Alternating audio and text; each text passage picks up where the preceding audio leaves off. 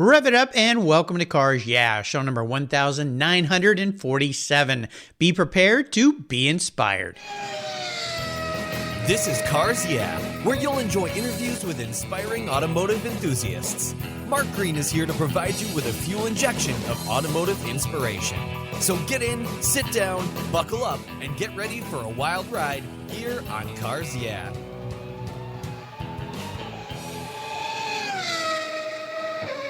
Hello, inspiring automotive enthusiasts, and welcome to Cars Yeah. I'm in Charlotte today. Of course, kind of a racing capital, if you will, and there's a reason for that with a very special guest by the name of Jade Gurss. Jade, welcome to Cars Yeah. Do you have it in gear, and are you ready to release the clutch?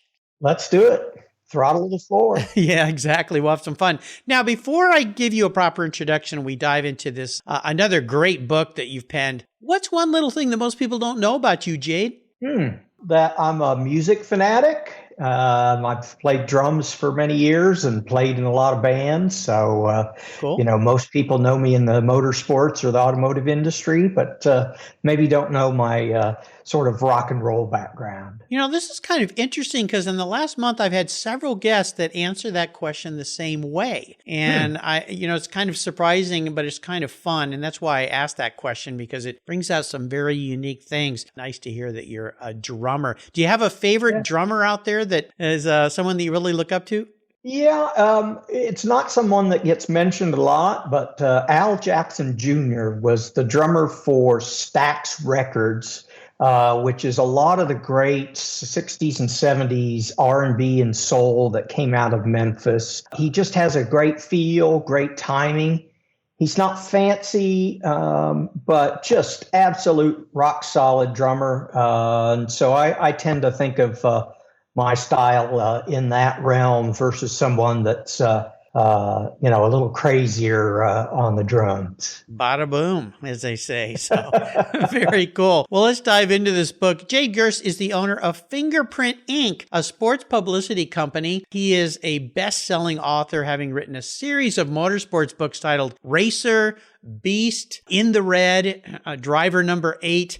His writing captures the behind-the-scenes drama and intrigue of racing at its highest levels. His award-winning and immensely popular work has included chronicled driver stories, including Dale Earnhardt Jr., Darrell Waltrip, and John Andretti. Driver number 8 with Dale Earnhardt Jr., he spent 17 weeks on the New York Times bestseller list with that book and is believed to be the biggest-selling auto racing book in American history. Congratulations for that. That is very cool. Thank you. His newest book we're going to talk about today is titled Unser Jr., A Checkered Past. It chronicles Little Al's life, successes, and challenges. Jade has also done extensive work in marketing and publicity for Ilmor Engineering, Mercedes-Benz, and Mazda, to name a few. We'll be back in just a minute, but first a word from our valued sponsors, so give them a little love. Buckle up. It's going to be a fun ride today. We'll be right back.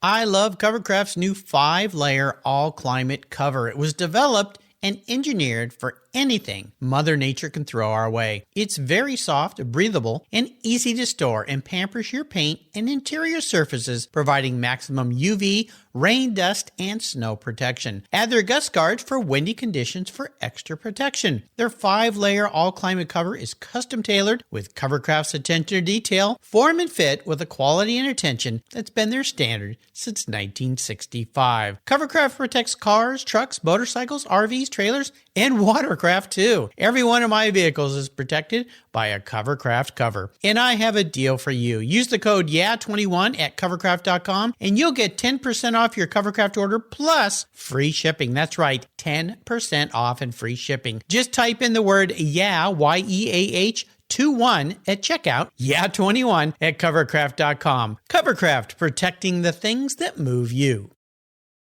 Most people don't think about their collector car insurance until their annual premium becomes due. Well, why wait and see if there are better options for your beloved rides? I didn't. Did you know if you change carriers before your policy runs out, your insurance company has to refund you the unearned portion of your policy premium? I did my homework, I shopped around, and I found American Collectors Insurance. And that's who protects my Porsche Turbo. That's right, the one I call my Orange Crush. They've been protecting collector vehicles since 1976. I encourage you to call my friends at American Collectors Insurance. Ask them about their agreed value policy. And if your collector vehicle is on your regular auto policy, you will be shocked at the savings, not to mention the assurance, should something bad happen to your ride, that you'll get what your vehicle is actually worth. Give them a call today for a quote at 866-ACI-YEAH. That's 866-224-9324. Tell them you're a friend of Mark Green at Cars Yeah, American Collectors Insurance. Classic car insurance designed by collectors for collectors. Automotive enthusiasts just like you and me. That's American Collectors Insurance. Give them a call today. So Jade, we're back. So let's dive a little deeper into the corner. I'd really like to dive into this book that you've written because Little Al's a guy that I grew up with. I'm of that generation of watching the Indy 500 and all his races. His parents and grandparents before that were a little before my time, but we all know about the Unser family. And I've had Lonnie Unser on the show and a couple of other Unsers on the show. But Little Al is kind of that guy that stands out just because he came along as such a young kid and went to such great successes. But this book is really, it's not a tell-all. It's really written in his words of a challenging past that he's had. And a lot of people kind of know about some of the things, but this dives really, really deep. Let's start with the foreword by Roger Penske, the great Roger Penske, because he had a lot of relations with Little Al, of course. So let's start there, and then we'll kind of dive into the book. Yeah, we really wanted Roger to do the foreword because when you read the book, he really shines through as someone who has a huge role in Al's life, both while Al was driving for Roger and even afterwards when Al's life took a little bit of a different turn. Roger's always been there for Al, always helped him in his life, both good and bad. So it was important to both Al and myself that we reach out to Roger and have his foreword to appear with the book. Well, the great Roger Penske, I mean, how do you get any bigger than that in automotive motorsports? Yes. He's an incredible person. This whole book is written really in Little Al's voice. So I'll tell the listeners, it's not a tell-all. Jay didn't go in and kind of create this book based on all the challenges that Little Al had. This is really through the voice of Little Al. And you told me in our pre-show checklist, our pre-show talk, I should say, that you really felt like you were not so much of a writer, but an editor with this book because of the relationship you built. And you did that with a lot of your past books that you've written about famous racers in time. Yeah, absolutely. You know, for instance, this book, it's Al Jr.'s story. It's Al Jr.'s book. And I was merely there interviewing him, transcribing, more editor or organizer of Al's life and story from his own words. So it's not like I went out and wrote this on my own or, interviewed hundreds of people.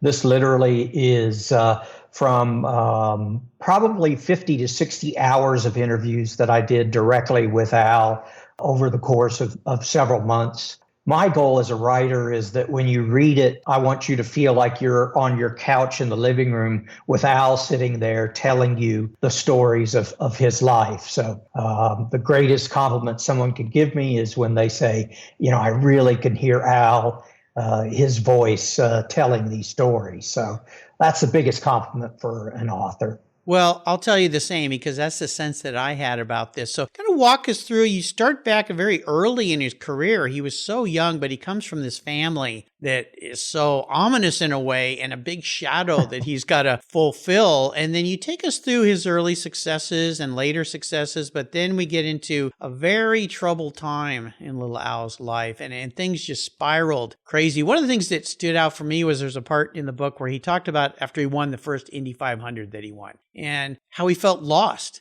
at the end of that. And you're like, wait a minute, you just reached the goal, the pinnacle. And in his mind, it was like, well, what's left? And the challenges that he faced after that and everything. So kind of give us a little walkthrough. We don't want to give away everything, but starting at the beginning and how you walk through this book and how you present it to the reader, because it really is a fun way to sit there like Little Al sitting there next to you and telling you his story.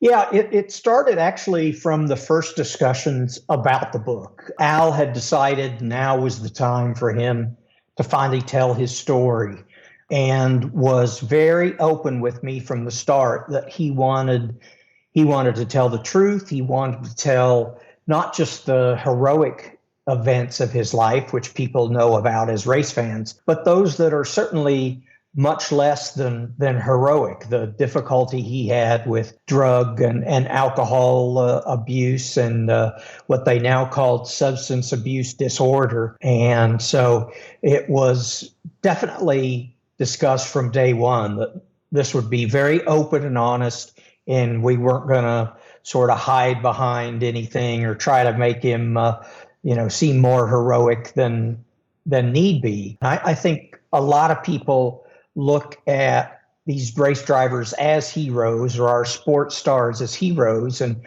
while that can be true on some level, they're really humans as well. They're not just perfect and all conquering. And so that was part of the goal that Al and I had when we started doing the interviews was we're going to tell the whole story. We're going to tell the truth. And, Al doesn't look very good in certain segments of this book. And he was very open and honest about that. Well, that's what makes it very powerful in my mind, and the fact that it's coming from him and it's not all these stories that sometimes get augmented and mixed up and confused, and people's interpretations are typically not really very accurate. And it's not because they're trying to be deceitful. It's just that we don't remember things very well sometimes. Yeah. Or we augment things, or we embellish things, or whatever that might be. So let's start with this. When you think about his early careers and his successes, before he got into some challenging times in his life, were there one or two big things that really surprised you that you went, whoa, I never knew that? There were a lot of sort of racing stories that were surprising or were funny or hilarious. I had known Al. I worked for Mercedes-Benz when Al was at the final sort of half dozen years in kart or champ car. So I knew Al. I knew a lot of the stories. I knew a lot about his life already. And a lot of people know those same stories, but we've never heard such as his famous crash on the next to last lap of the 1989 Indy 500, where he and Emerson Fittipaldi crashed together. Emerson went on to win. Al crashed into the wall. And, he's most famous for clapping and giving thumbs up to Emerson Fittipaldi. But Al had never really talked about sort of the huge emotions, the variety of emotions that he went through in that moment. The world saw, great sportsmanship with the claps and the thumbs up, and the truth is much more complex. There was a lot of rage and disappointment that sort of led up to that sort of strange moment where he's clapping for his rival who rolls past him to win the 500. It's things like that have not been explored. Again, just me as a race fan, I wanted to know about the 1995 Indy 500, which people know is the year that Team Penske didn't qualify at all. Both Al and Emerson Fittipaldi failed to qualify. And that story has never really been told in depth. And so Al was great. We sat down and went through what turned out to be such an amazing, dramatic 2 weeks, just packed with twists and turns. So as far as specific events, those two come to mind as things that he really delved into that he hadn't shared before. And then there is his two victories in 92 when he said, "You just don't know what Indy means." We learned a lot about his state of mind then. And then in 1994 with the fabled Mercedes-Benz pushrod engine, he ended up winning that race. And it was not nearly as simple as it seemed either. So again, I'm a fan, so I come into these books with that perspective as much as I come into them as a writer or an author. So those are always fun for me as a race fan to share. Yeah, no doubt. As we talk about his life in a challenging time with substance abuse, alcoholism, marriage challenges, failures, is there anything in that category? I mean, there probably were a lot. It's almost a silly question, but anything that kind of put you back on your heels, or I think is a fan of his. And, they always say, be careful when you meet your idols because they're maybe not as perfect as you thought they should be. Was there anything that came to light during these discussions that really kind of set you back? Obviously, probably a lot of it made you feel very sad and concerned for him.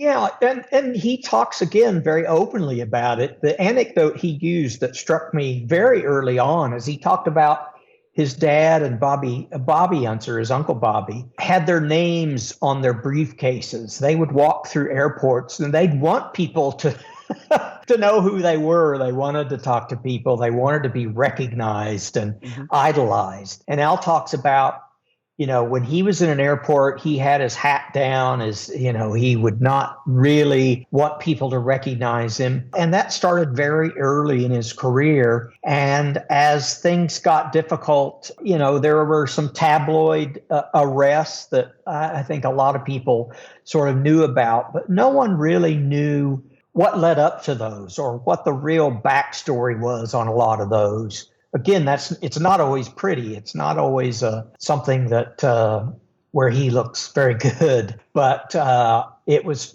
shocking to me, some of the depths of what went into his life after these glorious moments of winning 2 IndyCar championships. He won the IROC championship twice. There's some great stories about that in the book. So, he was so well liked in the industry, and yet there were so many things behind the scenes of the tumult and the stress. And as you mentioned, him sort of fighting a sort of depression after his first Indy win. He had achieved his goal. What was next? What was he going to do now with his life? And I appreciated that he was open about sharing that. And I think a lot of people, and even speaking for myself, you have these great moments in your life that are amazing and celebratory. But then once things kind of calm down, you begin to sort of think, okay, where do I go in my life now? And so I know Al really wanted this to be to help other people that were facing difficult times. So that was part of the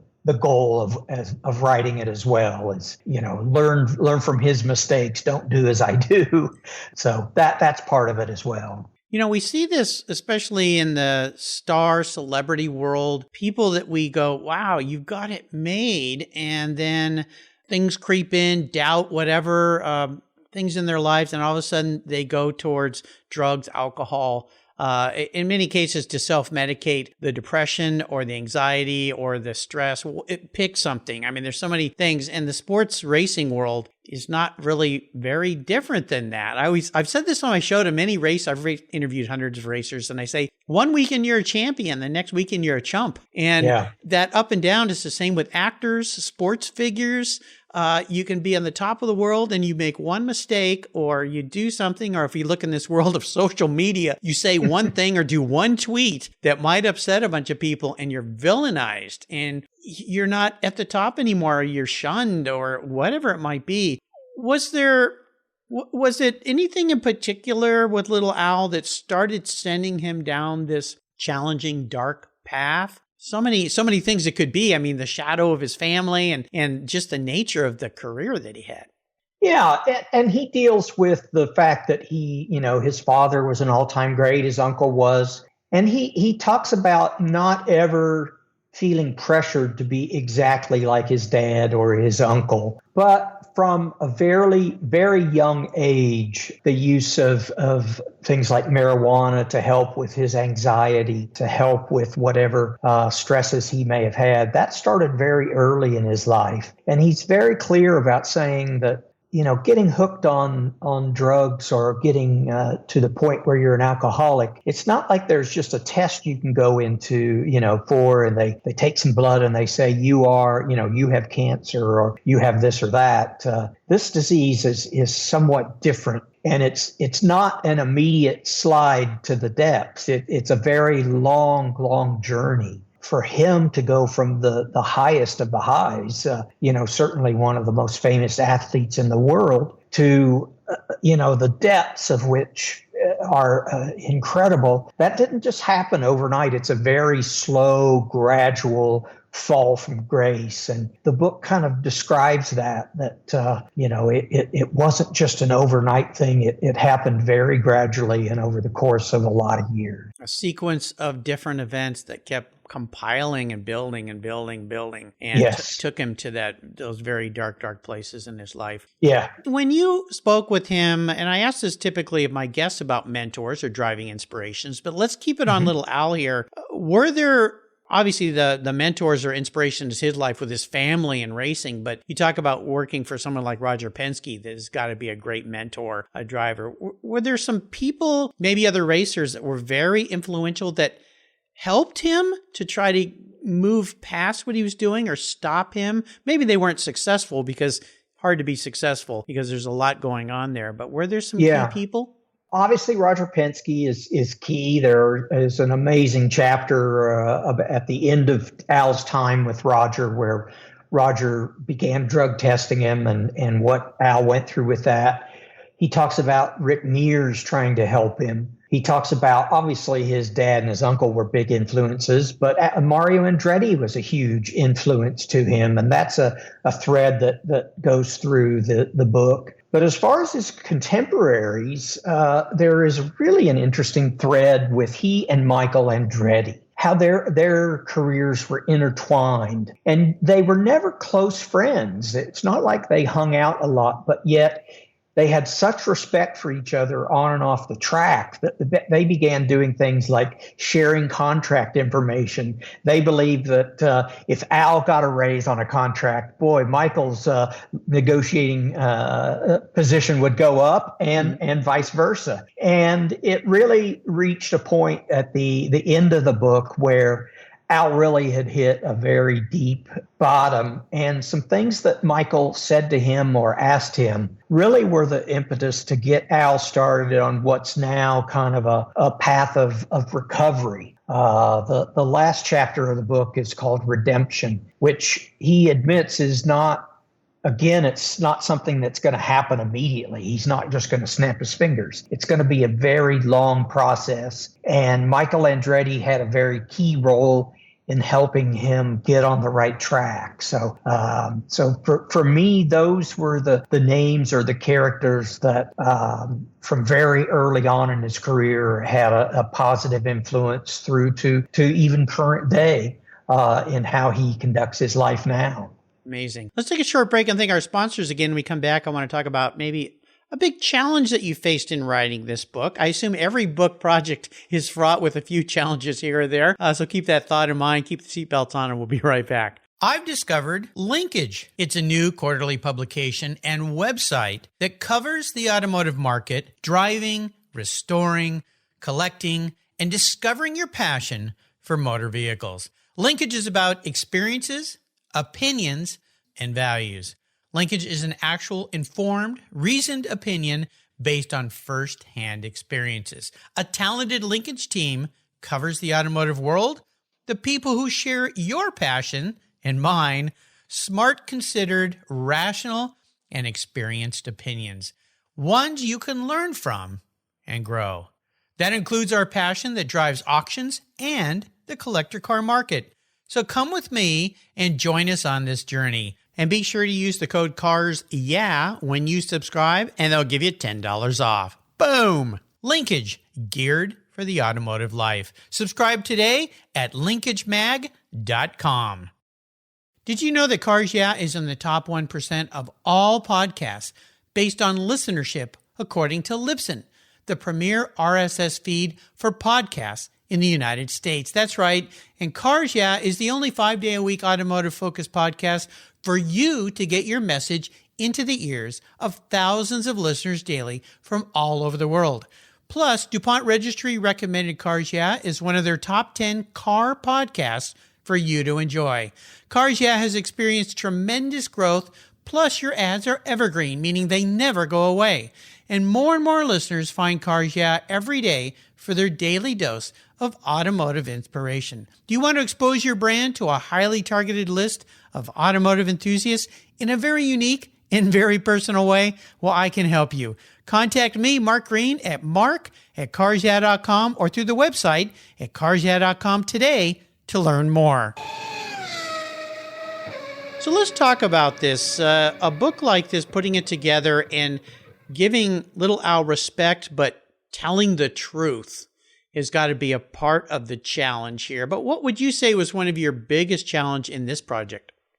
Well, the fact that he was so open and honest did make it easier for me in the sense that he was willing to be honest and hit things head on. He was very conscious, though. He didn't want to basically throw other people under the bus, and he very well could have, because there were other people involved in his life that were either not very good to him or not very helpful. So we were very conscious that while he was very open about sharing his struggles or his failures, that this book was not a method of him getting revenge or blaming others. Blaming others. That's great. I was struggling for the right word. Right. And so we talked about that a lot. We would talk a lot between interviews where we would say, now this anecdote really has a danger of accusing someone or someone that's involved in this are really going to look bad. And we didn't shy away from stories, but we shied away from making this about other people. In fact, we left out a lot of great stories about his family because the focus is on Al.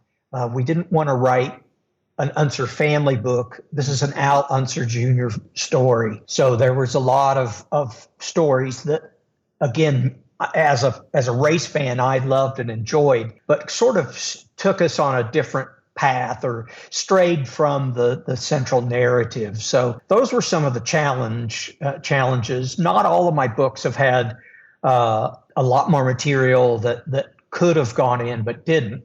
Sometimes you're sort of dealing with every morsel that you've got. Right. But this one we had a challenge of keeping the narrative very focused, making it, I don't want to say entertaining because there are some very ugly parts of the book where entertainment is sort of not the theme, but there are compelling moments that we want a reader to be emotionally invested in, whether they're funny about his racing career and people, or if they're very serious about things like suicide or drug abuse. So that made it a challenge.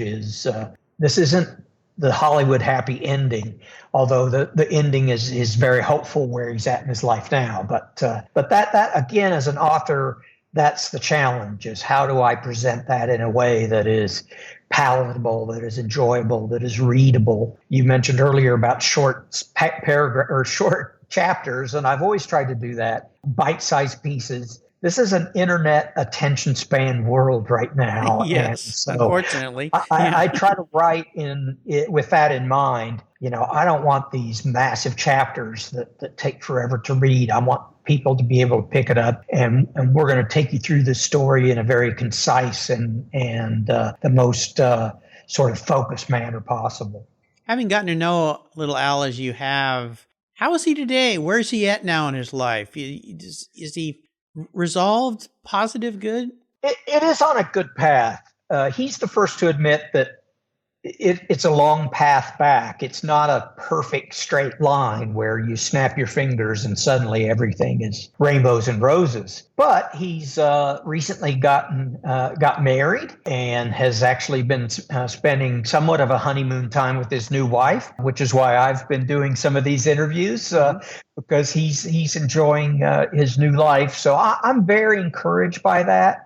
He's gotten back into racing with a team that focuses upon helping young kids that may be disadvantaged or not have the parents with a checkbook that can pave their way through the sport. I think it's very redemptive to him to help young kids make their way through the industry. And I think just the process of doing this book has been helpful to him, therapeutic. There were days when it was just so emotional for him and me as well that we just had to stop because it just brought up so much raw emotion.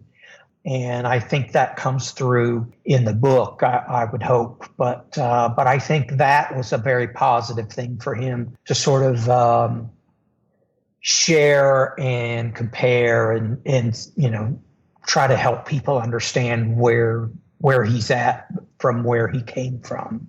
Well, I'm really happy to hear that. I'll tell you, I write a blog every week for my website. And this week that we're recording the show, the blog I just put out last night was called Service is the Thing. And it really talks about the challenges that we've all been through with the COVID pandemic and depression and what that leads to. And it could, of course, can lead to substance abuse and all sorts of things. And I share in that one of the things I've learned, which is what you just said, is when we figure out that giving back to others and helping others is so restorative for us as human beings, even though you may not even know it, makes me smile that he's figured that out. He probably figured it out before, but he's doing it because that's how you heal yourself. That's how you feel better inside. So I think he's found a bit of a magic ride here, to kind of use a racing pun, to get himself into that area where he is caring and giving back to others that need that help. And he's doing it in the field that he has massive expertise in. Yeah. The depth of knowledge in that guy's mind is immense. So that makes me really, really happy. Let's talk about your bucket list before we talk about you and cars. And that is, what's the next big bucket list for you? Do you have something on the horizon?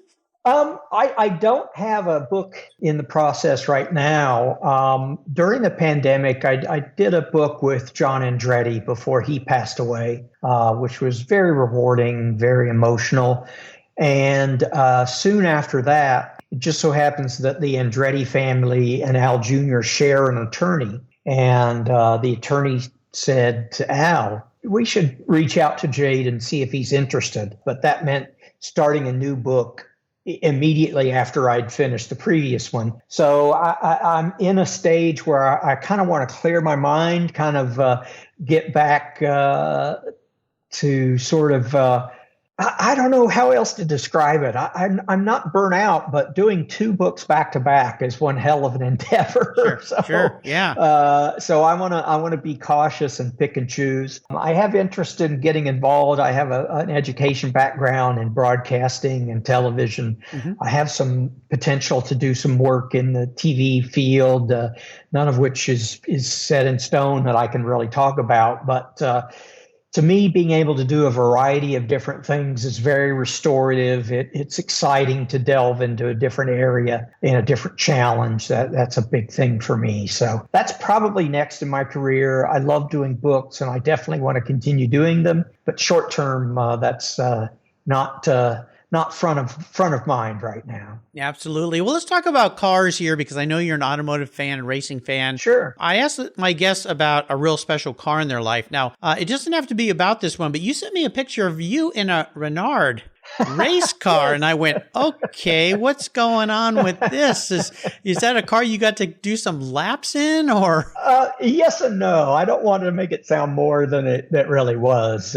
When I was with Mercedes, or technically Ilmor Engineering, which at that time was building Mercedes engines in Formula One and in the kart series, PacWest was one of the teams that used our engines. At the end of each year, PacWest would basically take over a small airstrip in the Indianapolis area and allow VIP guests to come out and do a lap in one of their, at that time they had kind of a touring car program. And then those of us on the Mercedes side, the IndyCar program. So it was an absolute thrill for me to get into one of our current Indy cars and basically do laps around a big wide open airfield where I couldn't crash into walls or anything. No, that's like always that. the best when you jump into a car like that. Yes. And so that was an amazing, huge thrill. And I have one tip for anyone that tries to drive an Indy car.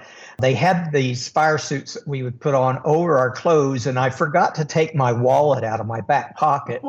And it's a very tight fit. And midway through my drive, my butt and my right leg began to fall asleep. Yeah, the pressure on that vein. Yeah. Yeah. So when I went to get out, I had to kind of hold on for a few seconds because my leg had gone to sleep. So that's my suggestion. If you ever have a chance to drive an open wheel car like that, make sure you take everything out of your back pocket. But you'll laugh at this because I used to race a 1960 Lotus Formula Junior in vintage racing. And it was a very old car, but it had been restored many times. But the shift knob, which was actually on the left, not the right, and the H pattern was backwards. First was up or right. So you had to be very careful going from second to third because you might make a mistake and go from third to second, which you don't want to do. But the shift knob was the original shift knob on that car. It had this patina and history. It was kind of cracked, but it was like one of the only last things that had been untouched. And I was racing in the middle of a race and it came off. And all of a sudden, you know, on the column that holds it, the pole is this little tiny, and I'm like, what do I do? And I shoved it down between my seat and my butt. And the same thing happened about 2 laps in. All of a sudden, my left leg started going to sleep. And I'm like, what do I do? And it's not very comfortable, that's for sure. But you brought that fun memory to mind. Do you have a special vehicle in your life that you've enjoyed? You know, I thought about that. Growing up, my father owned car dealerships, and when I was young, we always had like an older Corvette in our garage. Nice. And so I was always around very compelling cars. And then when I was of the age to drive, I went through a series of cars that were really wonderful. Unfortunately, I would only be able to drive them for a very short time because then they had to go back out on the lot. My dad would sell them. Sure, but at one stage, I was able to drive a 68 Z28. Ooh. And it was just amazing that a high school senior would get the chance to drive a car like that. And luckily, I think I was old enough to really appreciate it at the time. But now, looking back, it's even more special to have had the chance to be my daily driver for a while. So that one really stands out to me. Well, I think so. You know, I got to take my driver's test in a Z28. My neighbor up the street owned a Chevy dealership. And in fact, he helped get me my first car, which was not a Z28. But he brought home, he said, "Hey, I hear you're going to get your driver's test." He brought home a brand new Z28. And he said, "If you pass your test, you can keep this car for a week. And then you got to give it back." Maybe he thought my parents might buy it for me, which wasn't going to happen. And I'll tell you, when I was in California, when the driving instructor came out to take me on my drive, he walked very slowly around that car, looking at it, got in. He was kind of a big, imposing man, and looks at me and he goes, "This is your car, kid?" And I said, "No, sir, my neighbor loaned it to me. And he said, if I pass my test, I get to keep it for a week." And he looks at me and he goes, "Well, you better pass." Yeah. Pressure's on. Pressure's on, yeah. But I sure would have loved to have kept that car, but that wasn't in the cards. Too expensive for me. I'm going to crawl into your head and be your automotive psychologist today. Oh, okay. Yeah. The question I bet no one's ever asked you, if you were manifest as a vehicle, not what you want to be, but how you perceive the man in the mirror, what would you be? But more importantly, why? I've thought long and hard about this, and I could go several different ways, and I'm afraid to give this one because it sounds pretentious, but I'm going to go ahead. Go for it. I have an explanation. Growing up, to me, Indy cars were the ultimate expression of automotive technology and excitement. So that, to me, still holds a special place. So a current Indy car is beautiful. I don't think of myself as beautiful, but I like to think that I'm, workable. But the fact that a modern Indy car, there is nothing extraneous on the car. There's nothing there for looks or for show. It is only there to complete a race in the fastest possible time. When I'm in the mode as a rider, I want to think of myself as that car. I don't want to throw extraneous words in there to make me look fancy or to try to impress someone that I know big words. I want to tell the story in the most efficient way possible.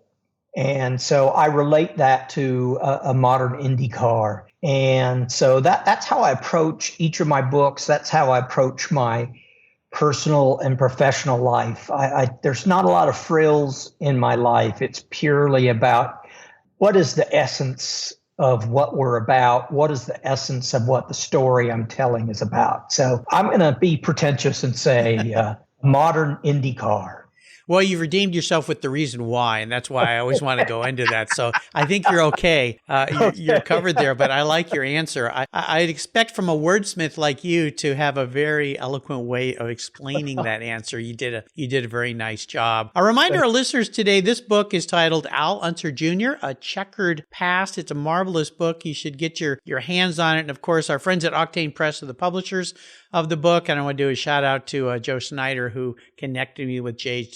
The folks at Octane have brought me so many great guests, so many great books. And this is definitely one, if you're an automotive enthusiast and if you're a racing enthusiast, you need to have on your shelf. And, with the holidays coming, if you've got friends, I like to give books away to friends for the holidays. This would be a great book for a gift. And I'll put a link to how you can get your hands on a book on Jade's show notes page on the Cars Yeah website. His last name is Gurss, Gurss. So there's an SS in there. Yeah, Camaro SS. There's been a lot of cars with SS Chevelles, all sorts of cars. Yeah, there you go. Now, before I let you go today, I'm going to take you on the ultimate drive, which enables you to pick any car, any person, living or deceased, and anywhere you might be going. So what does that ultimate drive look like for you today? Ooh, maybe the Stelvio Pass. I like it. Is amazing. Yep.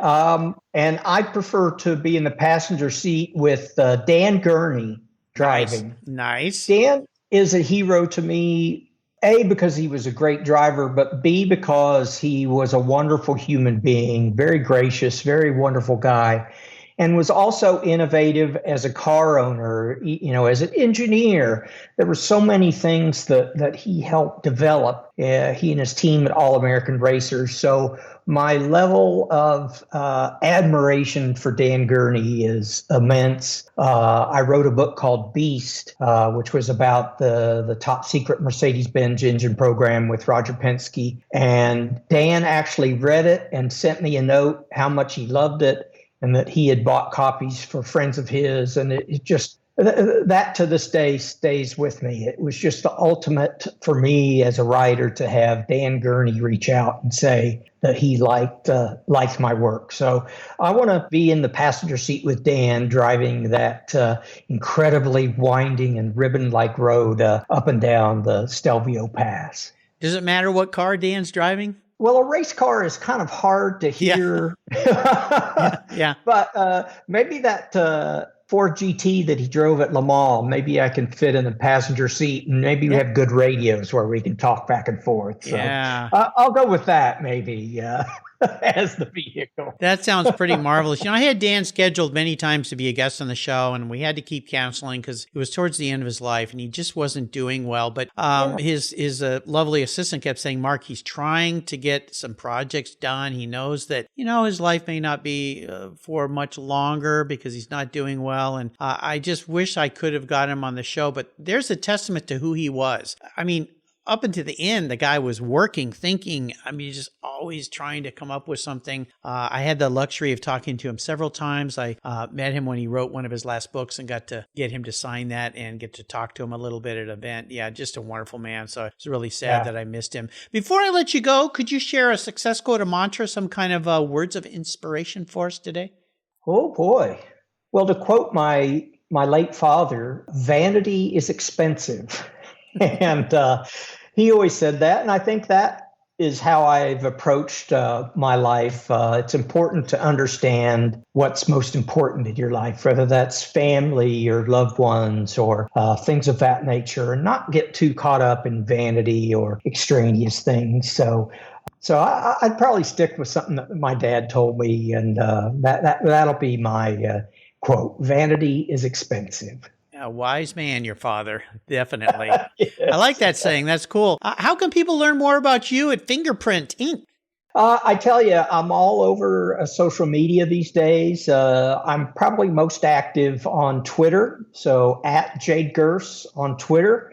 I talk a lot about racing, both current and past. I spent many years as PR guy for Dale Jr., so a lot of Dale Jr. stories, a lot of Mercedes-Benz IndyCar stories, and some music stories as well. I'm a sucker for great music, so I spent a lot of time on social media. You can certainly find me there.